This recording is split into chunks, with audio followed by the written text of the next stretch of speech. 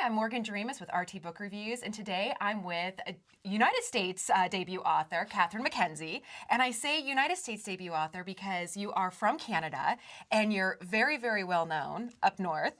You have 3 books already out, and people love your work, and they decided to bring you down here to the States. And for your first novel, here is Spin, which is garnering tremendous reviews. Yeah, it's been great. Yeah. So is it different? Like, I know we're so close to Canada that maybe like the audiences are maybe a little bit different. Do you see that, or do you see with your writing you just write it for a broad audience? Yeah, I wasn't writing it specifically for a Canadian audience or an American audience. And it's funny, actually, because when it came out in Canada, so many people were like, oh, why isn't this in the States? It seems like a perfect book for the U.S. So it's like a Canadian perception of America. I don't know, but... Well, I just got finished reading Spin, and I loved it. Thank you. For so many reasons, I loved it. But I think the main one is your protagonist, Katie. She is so messed up in so many ways, but not almost to the point of like, it's not anything. It is major. She's actually an alcoholic, which is not really funny. However, more than anything else, it's a fun thing for her. She's kind of a perpetual 21-year-old, even though she's 30 now. She drinks a lot, and she has all these friends that she goes out with, and it's at a certain point you almost just want to say, I want to be your friend, but not necessarily to go partying with, but just to help you and kind of take care of you. Like, she's very endearing, even with all of the problems that she has. Well, it's kind of a delicate balance that I was trying to walk there. But yeah, I mean, Katie definitely has some kind of drinking problem. I think, to me, she's just that person, probably all know, who still partying like they were in university, or like we all were in university. I'll speak for myself. Like, I may have been in university, but just never moved on. She's still stuck in that life. So she ends up in a situation where she has to confront some realities that she's been ignoring for a while. So. And I think for her, she kind of has a dead-end job. She doesn't really have a career per se. She is a writer, and she does some freelance work, but it's not really anything to pay the bills. And one day, her favorite magazine, music magazine, The Line, which is very much kind of a Rolling Stone-esque type magazine, right. They call her in for an interview, and she thinks this is it. This is her big break. She's going to be a famous journalist. She's going to travel with bands. It doesn't quite turn out that way, though. No, Katie, she's kind of like her own worst enemy, but she goes out for, just one drink. The interview is on her birthday, and so she goes out the night before, and just one drink turns into way too many. And so when she shows up at the interview the next morning, she's still kind of drunk. So kind of sick, and kind of everyone knows what's going on. Yeah, they figure it out. Yeah. But actually, a funny side note about the name of the magazine, which was hard for me to come up with because I don't know why. But anyway, The Line came to me one day, and I was watching The Voice last night, and one of the contestants that made it through to the next round, it was a duo named The Line. I was like, hey, that's so cool. The music connect. It's all coming together. It's all coming together. So she goes in. Obviously, they're like, this isn't. We know that you're drunk, this isn't working out. They send her home. So she's even more, well, fine, I didn't, want this anyway. And she kind of gets upset, which leads to maybe more drinking and partying to forget her woes. But then another phone call comes. Yes. Not from The Line this time, though. No, they have a sort of sister magazine called Gossip Central, and there's a celebrity, her name is Amber Shepherd in the book, and she has just gone into rehab, and they want a journalist to go into rehab, follow her undercover, and one of the guys who is on the editorial board at Gossip Central also works at The Line, and so he was there during Katie's interview, and so she came to mind. Not quite the impression she wanted to make, but... No. So they offer her the opportunity to go undercover into rehab and write sort of an expose about this celebrity. And at first, she doesn't necessarily have, she has qualms about going into rehab because she's convinced that she has no problems. But the idea of delving into somebody's very private life, especially something like rehab, which is a very kind of delicate process, that doesn't seem to faze her at all. She's like, I can do this. If this is what's gonna make that, my career move forward, she's all, sign me up because I'm going to make this happen. Yeah, well, they dangle the carrot of her getting the job at The Line if she goes and cleans up her act, but she kind of brushes that off. And I think there's a line in the book where she says something like, yeah, I wish I'd hesitated over this decision, but I didn't, you know? We all wish we were that person. Yeah, I but we're wish not. I could say that there was a hesitation there, but no, I want to work so badly for this magazine that I'm willing to go, you know, and do this thing that is, you know, frankly morally reprehensible. But Because it's even more, you're more than a paparazzi, because it's not being Right. far away taking pictures. She's literally tasked to befriend Amber, become her friend and her confidant, and then when she Right. gets the secrets, to print that in a national magazine. yep. Which you're right, that is kind of morally, definitely walks that line. And as she gets to know Amber and she realizes, you know, because before Amber's very much a celebrity. Right. She was a child star. She's kind of far removed from me, but then she becomes this real person, and that's when things start to become blurry. Yeah, I think, you know, we all have this sort of weird relationship with celebrity where sometimes we feel like we know people because we see them on TV or in movies, but of course we don't really know them. And even if we know what's in the tabloids about their lives, we don't know them. We don't know what they're like. But when you're with somebody every day, she learns things about her, and they do become friends, you know, not best friends for life or anything like that, but they do become friends. And I think it's really then that she starts having qualms about what she's there to do and second guessing herself, well, for many reasons, but that's one of them. Without giving too much Right. away. Well, something that I always like to ask authors is where they get their inspiration. And for Amber's character, this child star who's now, you know, has addicted to cocaine, alcohol, party, and things like that, you don't necessarily have to go too far to find an example of this in our everyday world. Yeah, I mean, a lot of people, you know, assume that it's one person in particular, but it really, for me, it wasn't, in the sense that it was more the idea of, when I wrote the book, there were several young celebrities going in and out of rehab, and a lot of paparazzi and regular media interest in it. And it was really this whole idea that there were stories coming out from other patients in the rehab facilities about these people. And I was kind of like, oh my God, you know, can they not have like one moment of privacy? Because AA is supposed to be anonymous, right? Now, of course, if you're a celebrity, it's kind of hard for it to be anonymous, but you'd hope that people would respect the boundaries. And I sort of said to myself in it, like disgustedly one day, like, oh, why don't they just follow the girl in there? And then I was like, huh. Why don't they follow? Yeah, good idea for a book. So that's, you know, that's how it happened.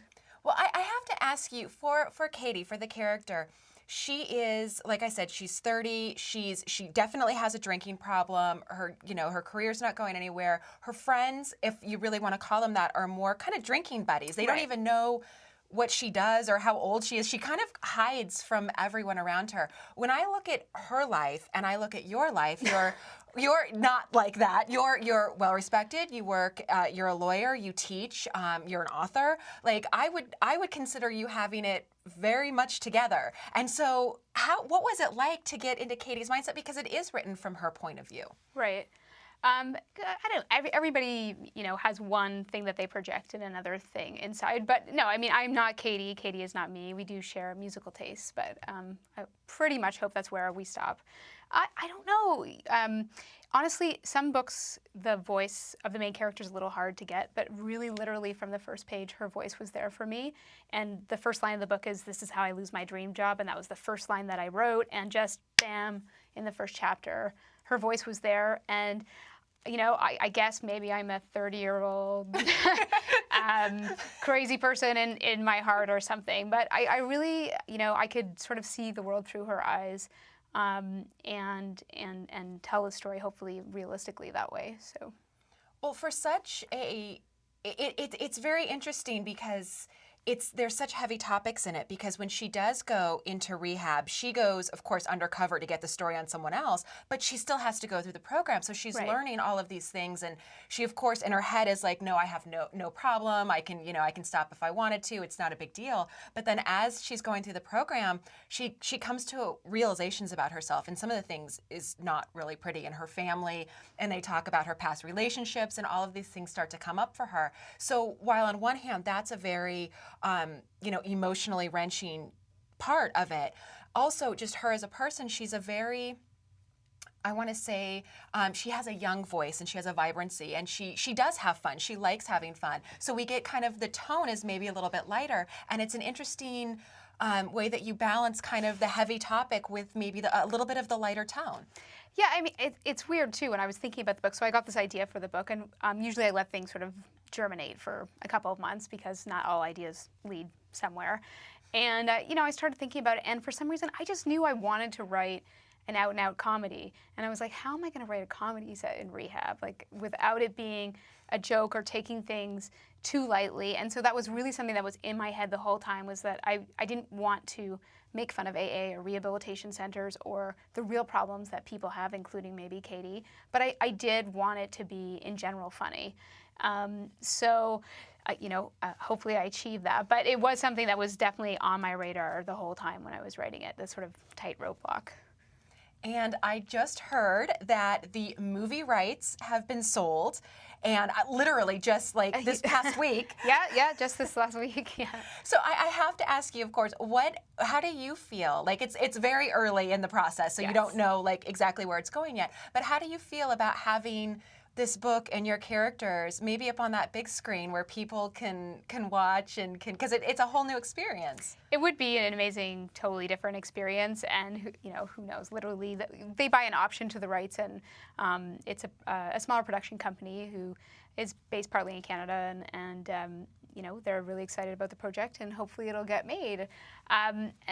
It's hard to say what it's going to feel like. I don't know. It's sort of like the first time that I've read a chapter out loud at a reading. It was weird for me because, of course, I'm reading out loud. I hear everything in my own voice, but in my head, there are other voices going on without sounding too crazy. So I don't know, but people always ask me like, oh, who do you think would be good for this person or that person? And I do not have a cast in mind at all. I leave that to other people. Which is a good thing, because a lot of times the writer might not necessarily be in on those kind of production meetings. Oh no, I don't think I will have any control over that if it does get made. But in the sense that I don't think I'll be, I'm not too attached to thinking that okay, Katie looks exactly like this actress, so if it's not her, then it's a problem. In a weird way, I'd almost prefer that it was, like people that I've never seen in movies before. That would be, in a weird way, my ideal cast. But if it gets made, I'll be on the ceiling, so I'm not going to complain. Well, let's talk, because Spin is out now. Right. However, we've got another book that's coming in just another month or two. In May 15th. May 15th. Yeah. Tell me a little bit. Arranged is your next It's called Arranged, yeah. And so it's about a woman who uses an arranged marriage service. So woman in her 30s who is, unlike Katie, kind of together career-wise, but a disaster romantically. And her best friend's getting married, and she runs into some ex-boyfriends and just ends a really bad and toxic relationship. And she finds out about this service, and she's just like, look, you know what? I suck at making these decisions for myself, so I'm just going to give into it and try it. And the whole philosophy of the marriage service is that marriage shouldn't be about that romantic, booming heart love, because that fades and that's, makes you do stupid things. And it's really about friendship and compatibility and finding somebody who will work for you on the long term in that level. So she decides to go through with using the service and, meets someone that she's supposed to marry. And again, it's hard not to give too much of the book away, but yeah, that's the story. It's interesting because in Katie, in Yeah. Spin, that might, some people might recognize some of themselves in that, might not. But then in your next one, in Arrange, it's like almost every female character you have, there's definitely something that we can see. We might not have drinking problems, or we might not have, such horrible relationships, but there's definitely some parallels that I bet a lot of women will find. Yeah, I mean, what I try to do is to take situations that do occur in real life and then sort of maybe flip them over, take them to one level further. So, I sit and watch The Bachelor, for instance, or whatever, and I'm sure we've all asked ourselves, like, who goes on those shows? Who is that woman? Why do they do that? That is a beautiful woman. She's intelligent. Why does she think this is how she has to find a guy? And but tons of women do it, and I think most of them are genuinely there looking for a relationship. They're not. Some of them are just looking for their 10 minutes of fame or whatever. But so I wanted to get into that. Like, I do know actually 2 men who had arranged marriages, but traditionally they're Asian and it's part of their tradition. But when I met their wives, I was really curious. I was like, what are these women going to be like? And one of them was, educated and had gone to Oxford, and they just had a really different approach to marriage. So that's what sort of planted the seed for me, and that's a little bit what I explore. Again, there's some serious aspects to it, but trying to see the humor in the situation and explore and maybe make people think a little bit about what our expectations are for marriage and love and that sort of thing. So. Now, I have to ask, in Spin, we definitely get, Katie is very much into music, and we have a playlist in the back, and she has very eclectic taste. Is your love of music and Katie's love of music, does that move into arranged? Is that a through line for some of your work? I would say that there's always lots of music in my books, yes. Partly probably because I often write to music, and like I said, I think my musical taste and Katie's are very similar. Though she's a music journalist, so she would have an eclectic music taste, obviously. But yeah, I like to. For me, books are two-dimensional in a lot of ways, right? And I like to try and add a third dimension to that, which is to have the music that's playing, not in every scene, but to remark on it. Probably the connection's much stronger in Spin with the playlist and everything. But that is a thread that goes through my work for sure. That and pop culture references. People are always like, you have tons of pop culture references. It's true. No, yeah. It's true, because when you're reading it, you're feeling like you really associate, like, oh, I just heard about that story, or oh, I just watched that TV show, or I just listened to that music. So it really gives you kind of an insight, like you almost feel like this is not something removed from you. This is something happening right now. Like this could be happening today. Yeah, and that's what I do try and do, is center it in today's culture, to be kind of like a snapshot. I think I described it recently. It's kind of like contemporary historical fiction, if that makes any sense. If that's not a complete oxymoron. But I want it to be a snapshot of right now. And it's interesting because I obviously wrote Spin several years ago, and I was a little worried, is it going to be outdated because it's coming out so many years later and now? And you know what? Celebrities just keep going in and out of rehab. There's no end in sight. Music is still there. Celebrity is still there. Yeah, and our cultural obsession with it is still there. I mean, Demi Moore last week, right? Exactly. And everyone wants to know where she is and what's going on and all that sort of stuff. So, unfortunately, we haven't changed as a culture in the last 5 years where that is, but I guess good for me, hopefully, for the book. But yeah, I definitely try and anchor myself in the now, but addressing big themes, hopefully, that transcend. And I think that more than anything else describes the book, is that it's one person's experience. It's very encapsulated in that experience, but on the other hand, there are some universal themes that we're seeing, and I very much enjoyed it because it was something that was light and fun, that is a quick read, but then you'll stop and you'll start to think about it and realize, oh, wait a second, like that's serious, or I see me or my friend, and I really, really enjoyed that in Spin. Thank you. Excellent. Well, thank you for being here today, down from Canada here in New York for your book. It's not that far away. But still, we appreciate you coming. And I appreciate you having me. Thanks so much. Thank you.